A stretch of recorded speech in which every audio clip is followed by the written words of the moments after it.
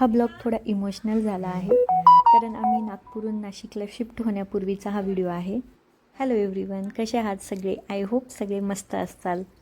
एक ट्रान्सफर येते आणि मनात सगळ्या भावनांचा विचारांचा कल्लोळ सुरू होतो. हां, हे घर किरायाचंच असतं, पण आम्ही आमच्या खूप चांगले क्षण इथं जगलेलो असतो. त्या सर्व सुख-दुःखाच्या आठवणी ताज्या व्हायला लागतात.